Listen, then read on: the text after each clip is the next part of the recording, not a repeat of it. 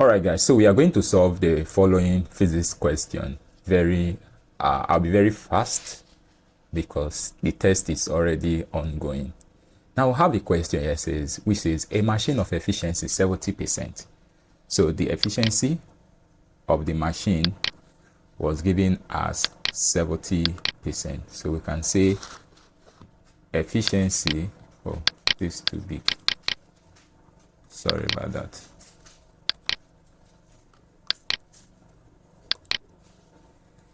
The efficiency of the machine is 70%.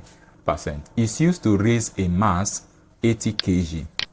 What is the mass? 80 kg.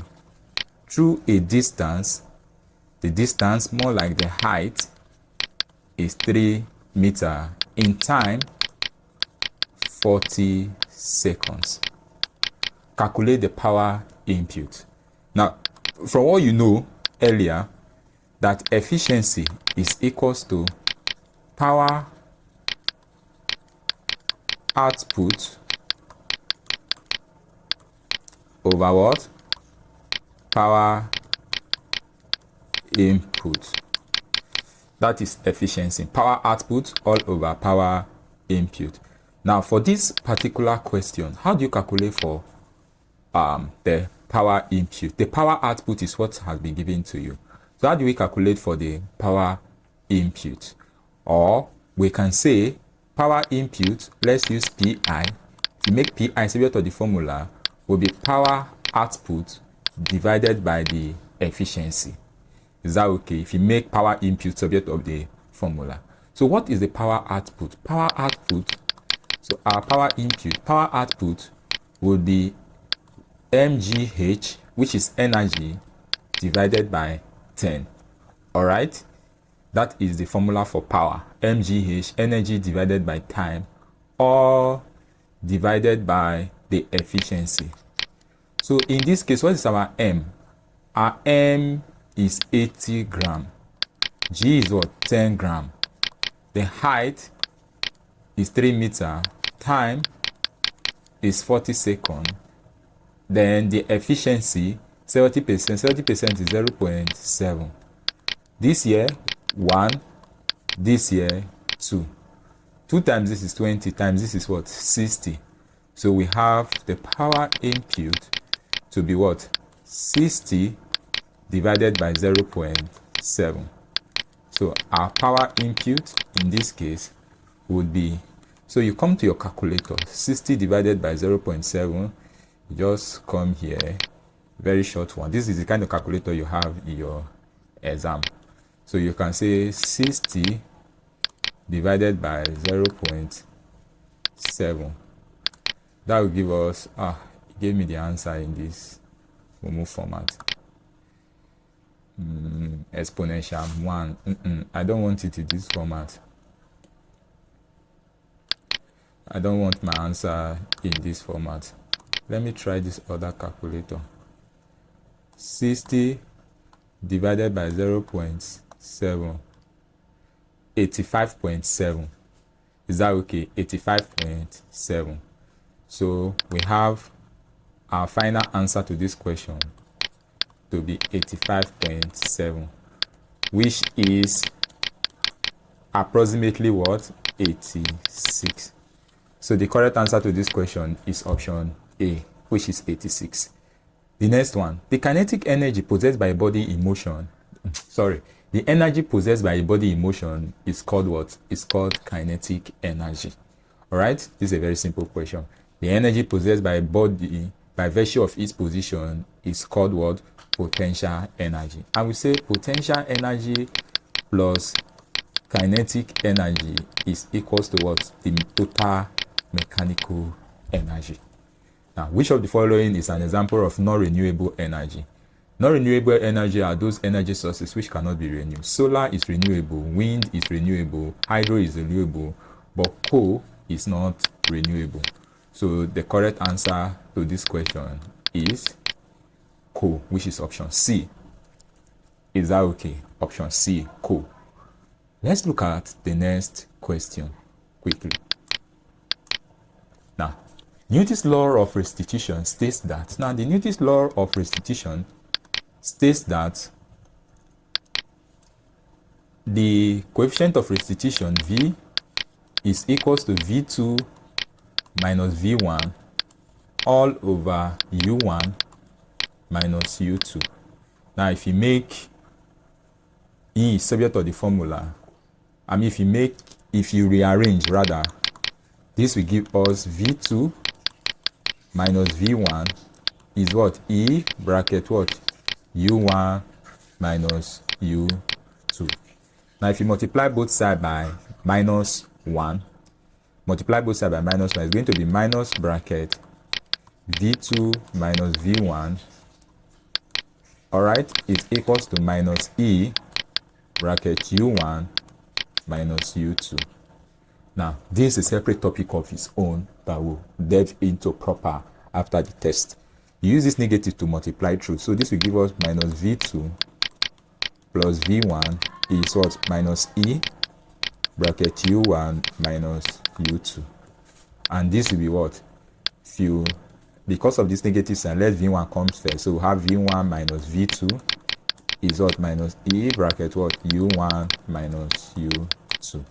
So the correct answer to this question is option B. Is that okay? V1 minus V2 is equals to E minus E bracket U1 minus U2. Now, the next question says, a lorry of mass 320 kilogram moving with a forward acceleration of 2 meters per second square acted upon. The mass of the lorry is 320 kilogram. Forward acceleration rather of 2 meters per second square, started upon by constant resistive force. So frictional force is 300 Newton. Calculate the force exerted from the engine to maintain the forward acceleration. Now, of course, everybody knows that F net is equals to what? Mass times acceleration. All right. Now, when we talk about the forward resistive force, we are talking about the force that we require to push this body or to maintain the forward acceleration. And that force minus frictional force, which is a resistive force, should be equal to M times A. So our F net is talking about the net force. That is, after the frictional force removes some. Are you getting it? What is remaining? The force required to help push the body forward. That is why we have F. This force now is the forward force. The force that is required to maintain the body in what? The forward direction. F arrow is the frictional force. Are you getting it now? So we can say the forward force is M times A plus the frictional force. Now, of course, forward force will be equals to mass is what? 320. A is what? 2. Plus frictional force is 300 Newton. So the forward force, 320 times 2 is 640 plus 300 Newton. So frictional force will be equals to 640 plus 300 will give us 940 Newton. So the correct answer to this question is 940 Newton. And I believe this is all. Now, another thing that you also need to know is how to go from for instance, they gave you an equation. Let's say x is equals to 3t squared plus 4t minus 5. Now, we say x is the position of the object. If they give you find the position at t is equals to 3 seconds, what do? Substitute directly, because this is the equation for position. Are you getting it now? So in this case now, position will be what? 3 bracket what? 3 square plus 4 bracket 3 minus 5. X will be 3 square is 9 times 3 is what? 27 plus 4 times 3 is what? 12 minus 5. X will be 27. 12 minus 5 is what? 7. And this will give us what? 34 meters. Now, however, if they give you something like this and then they say find the velocity. Now, do you know that velocity is change in position over what? Change in time.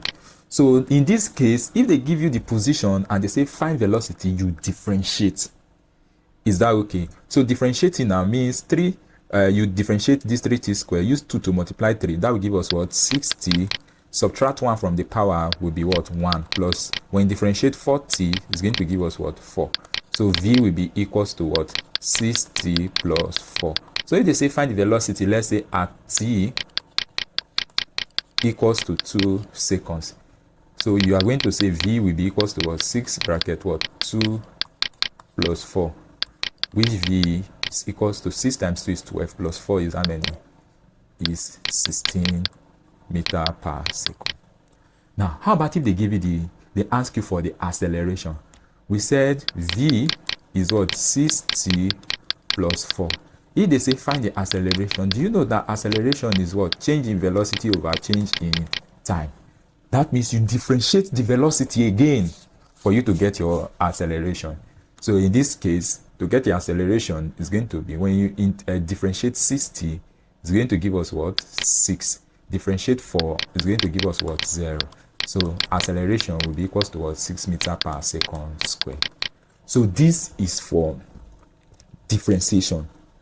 If you are going from position to velocity to acceleration, you differentiate. Differentiate position to get velocity. Differentiate velocity to get acceleration. However, if they give you the acceleration, let's say acceleration is 6. Let's say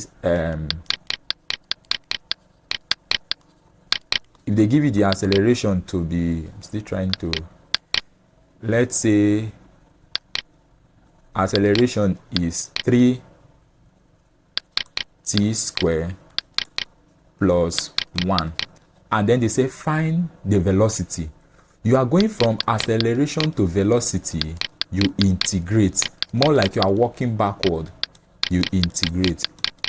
So in this case now, to get our velocity will be the integral of acceleration with respect to time, which is integral of a dt. So velocity now, if you integrate this, told you that for integration you add 1 to the power and then divide by what you have in the power. Now plus, if you integrate 1, it's going to, since you are integrating with respect to t, if you integrate 1, it's going to be 1t. 1t is still written as what? T. So v, of course, plus the constant c, but you don't really need to write in the constant in this regard. Is that okay? So that at the end of the day, what do you think you are going to have? This will give us 3t to the power of 3 divided by 2 plus 1 is what? 3 plus t. 3 cancel 3, and then your v will be what? T to the power of 3 plus t. Now, they gave you the velocity. They say find displacement or find the position of the object. So you have velocity as what? 3t plus t. You want to go from velocity to position x, you integrate. So your x will be the integral of v dt. So you are going to integrate this to get your position. So at the end of the day, x, if you integrate this, going to be 3 to the power of 3 plus 1, be t to the power of 3 plus 1, divided by what? 3 plus 1. Is that okay? Plus, when you integrate this one, it's going to be t squared, or, you know, this stuff here is 1 plus 1. So it's going to be 1 plus 1 divided by 1 plus 1. So x, in this case, will be t to the power of 4 divided by 4 plus t squared divided by 2, of course, plus c. So if they ask you to find the time position at t is equals to 1, for instance, find the position at t is equals to 1, you put 1 into this equation, will be 1 raised to the power of 4 divided by 4 plus 1 squared divided by 2. 1 to the power of 4 will give us 1 to the power of 4 will give us 1 over 4 plus 1 square will give us 1 over 2. The LCM of this is what? 4. This divided by this will give us 1 plus what? 2. So at the end of the day, your x will be what? 3 over 4 meter. So that is the general idea. If you are going from acceleration to velocity to position, you integrate. So if you are going from velocity to position, you integrate. If you are going from acceleration to velocity, you integrate. Why, if it's the other way around, you will differentiate. Thank you very much for your time. We'll see you in the next one.